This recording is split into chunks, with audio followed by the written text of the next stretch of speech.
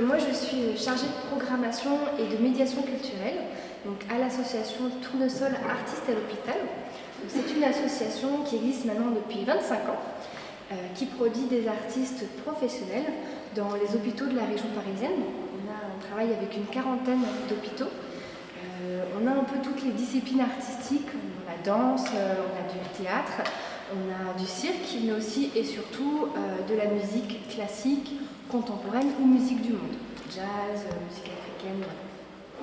Et donc on s'est spécialisé vers des personnes qui sont assez isolées, qui ont besoin de visites, qui sont déprimées de par leur pathologie, leur maladie dans des hôpitaux. Et donc on programme des artistes pour venir directement, soit comme aujourd'hui dans des grandes salles de spectacle, soit directement dans leur chambre, au plus près du coup des personnes. Est-ce que votre association a des partenariats avec des ensembles de musique comme des conservatoires ou des orchestres? Oui, bien sûr. On a déjà, comme on existe depuis 25 ans, on a pu étoffer un petit peu les réseaux au niveau des musiques. On a des partenariats avec des orchestres classiques, avec des ensembles vocaux. Là, le duo que vous avez vu aujourd'hui s'appelle Arte Combo. Il fait partie d'un ensemble de 6 musiciens. Aujourd'hui, ils n'étaient que 2. Voilà, c'est ce genre de partenariat qu'on peut faire avec des musiciens. Mais eux, c'est une démarche personnelle. Ils viennent souvent en tant que musiciens, en tant que démarche, voilà, pas forcément comme ensemble ou comme orchestre. C'est quelque chose qui les touche personnellement.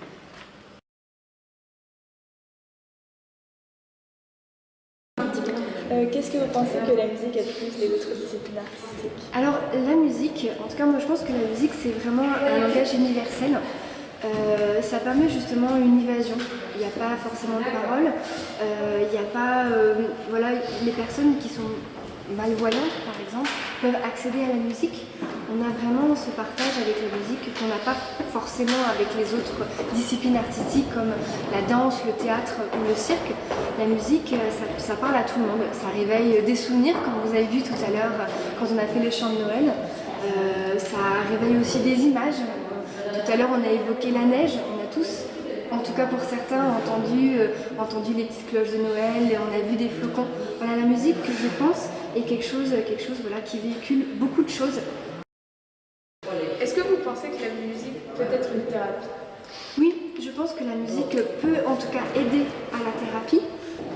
Comme vous avez vu aujourd'hui, il s'est passé beaucoup de choses. On a eu beaucoup d'émotions qui s'est véhiculées, des gens qui, vous avez vu tout d'un coup, sont mis à danser, à sourire, à taper dans les mains. Voilà, on a vu vraiment un éveil de certaines personnes qui, on ne connaît pas leur pathologie ou leur maladie, mais peut-être que voilà, c'est des personnes qui sont plutôt déprimées ou qui sont un peu renfermées dans leur état, dans l'institution en tout cas que peut être l'hôpital avec tout le système de soins, de visite, etc. Là, c'est vraiment un espace de liberté où ils ont été libres de choisir, de venir s'ils avaient envie ou pas. Voilà, ils ont aimé plus ou moins, ça dépend les personnes. Et on a vu justement on a vu un peu l'éveil que la musique a suscité chez certaines personnes. Donc, est-ce qu'on peut dire que c'est vraiment une thérapie? C'est une grande question que vous posez. Je sais qu'il y a pas mal d'études qui ont été faites justement sur cette problématique. Est-ce que la musique peut-elle guérir ou en tout cas amener à la guérison? C'est un grand mystère encore aujourd'hui. On a des disciplines comme l'art-thérapie qui se penchent beaucoup sur cette question. Justement, trouver le bon équilibre entre la musique et la maladie pour amener la personne à guérir, en tout cas à se sentir mieux. Aujourd'hui, c'était un peu moins formel que l'art-thérapie. Vous avez vu, c'est plutôt un concert qu'on offre et il y a du partage qui se crée. Mais on a vu aussi des réactions, des choses qui étaient vraiment très importantes. Et peut-être que ce soir, ils vont encore se rappeler du concert ou dans une semaine, ils vont dire « Ah, bah c'était bien, je me rappelle de certains passages, etc. » C'est ça qu'on est ravis en tout cas de leur offrir, c'est ce moment, ce partage pour les aider à oublier où ils sont et ce qu'ils vivent actuellement.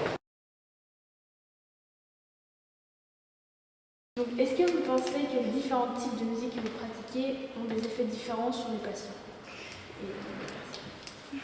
Écoutez, c'est possible parce que chacun a une musique préférée, un passé. Voilà, certaines personnes, comme vous avez vu aujourd'hui, tout de suite tout le monde connaît les chants de Noël, ça fait partie de notre enfance, on les entend en ce moment. Aujourd'hui, justement, ça marchait très bien. Est-ce que dans une autre période de l'année, ça marchera tout autant? Ça dépend en fait des personnes qui sont présentes, ça dépend de plein de choses. Donc effectivement, aujourd'hui, on a plutôt eu de la musique classique, mais on a déjà fait aussi de musique du monde, on a fait un concert de musique africaine, et ça a plu tout autant, parce que c'est un peu une découverte. Pour certaines personnes qui reconnaissent la musique, ça leur fait énormément plaisir, parce que voilà, ils retrouvent un petit peu leur univers. D'autres personnes qui ne connaissent pas du tout vont être différemment surprises de par voilà, les effets que ça peut engendrer sur d'autres personnes. Donc les musiques, comme vous posez la question, va dépendre en fait de qui on est et de ce qu'on préfère, même les instruments. Donc, sur quelle passion vous sentez que la musique a le plus d'effet? Nous, on a un public assez difficile qui sont les enfants polyhandicapés. Donc, ce sont des enfants en fait de 5 à 20 ans qui cumulent plusieurs handicaps. Handicap visuel, handicap moteur, physique, auditif, qui sont voilà, dans des fauteuils adaptés, qui n'ont pas la capacité de bouger, de se lever. Et on trouve que c'est vraiment très important pour eux de garder les passages donc, dans leur unité avec de la musique. Et on se rend compte, puisque maintenant ça fait au moins 5 ans qu'on va dans cet hôpital, que la musique a un réel effet sur leur état. On arrive voilà, dans le service, les enfants sont en art de cercle, ils attendent la musique. Ils sont assez angoissés parce qu'ils sont en collectif. Ce sont des enfants qui, beaucoup, sont assez autistes, qui ont beaucoup de stress et d'angoisse. Et le fait d'avoir des gens extérieurs, ça les panique. Et dès qu'on commence à jouer de la musique, c'est incroyable. On voit vraiment les enfants qui ouvrent leurs mains, qui baissent les bras, qui commencent à se détendre. On voit vraiment la relation qu'a la musique sur leur corps. Les vibrations, certains enfants, on se rend compte qu'ils n'entendent pas bien et que le fait de poser la main sur une guitare permet en fait de véhiculer dans leur corps la vibration des sons graves. Et on voit leur sourire, c'est vraiment incroyable parce qu'on se dit là, voilà, la musique a un impact direct sur ces enfants.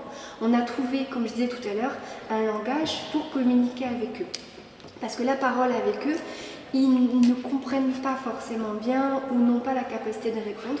Et la musique est un véhicule direct pour créer cette alchimie, cette connexion. Et voilà, ce public, je pense, est et la preuve en fait que la musique a un réel impact et effet sur les pathologies, sur les maladies. Est-ce que vous pensez qu'il y a un effet sur la durée? En tout cas, quand on vient, on voit justement dans la journée, parce qu'on vient toute la journée, cet effet. En tout cas, plus que le concert. On voit qu'après le concert, les enfants sont détendus, gardent le sourire. Des fois, certaines infirmières, quand on passe dans le service, nous disent « Ah, vous savez quoi? Il m'a tenu la main, il m'a souri. » On se dit « Bah, le passage de ce matin a été bénéfique, en tout cas pour la journée, parce que l'enfant s'est senti mieux. Peut-être que justement il va mieux dormir. » Et voilà, c'est vrai qu'on a pour l'instant cet effet momentané sur la journée. Mais on a mis en place en fait un système de concert une fois par mois, on revient les voir. Et de plus en plus, parce que là je vous disais que ça faisait 5 ans, on voit que dès qu'on arrive dans le service, dès que les enfants voient les instruments, ça y est, tout le monde se détend, les sourires et c'est parti. Donc en fait, on s'est rendu compte que c'est ancré maintenant dans leur quotidien, qu'ils savent que dès que les musiciens arrivent, ça va être un moment pour eux, un moment de détente. Donc par rapport à leur pathologie, comme on discute, l'impact peut être minime, parce que c'est pas malheureusement pour ça qu'ils vont parler ou marcher malheureusement, mais on voit que grâce à ça, ils ont créé une sorte de rituel où ils savent que voilà, ils apprennent à écouter, ils apprennent à moins angoisser en public. Certains enfants maintenant descendent, on les amène dans la salle de concert, alors qu'avant c'était impossible de les emmener, ils étaient trop angoissés. On se rend compte que progressivement, il y a vraiment justement sur la longueur quelque chose qui s'est créé, une alchimie avec la musique. Donc ça a des effets que, par exemple, les thérapies avec des médicaments ne pourraient pas avoir sur les patients. c'est vraiment l'effet de l'affect, comme on disait tout à l'heure. C'est quelque chose qui n'est pas, voilà, on ne donne pas un médicament tout de suite, on a moins mal à la tête. C'est quelque chose qui est du ressenti, qui prend plus ou moins de temps selon les personnes et qui guérit. C'est peut-être un grand mot de dire qui guérit l'âme, mais c'est vraiment, on se rend compte que ça a guéri l'être en tout cas, parce qu'on est mieux dans sa tête, donc mieux dans son corps. Oui, je pense que les sons graves véhiculent plus de vibrations. Vous voyez les gros instruments comme la contrebasse par exemple, du coup c'est vraiment c'est des sons qui apaisent souvent, qui quand on touche la corde, souvent on entend encore le son qui se réverbère, on entend tout ça. Et c'est des sons assez apaisants, assez graves. Le problème des sons aigus, c'est que c'est plus strident. Du coup, pour les gens qui ont mal aux oreilles par exemple, c'est assez agaçant. Donc c'est vrai que plus les tonalités sont graves, mieux c'est.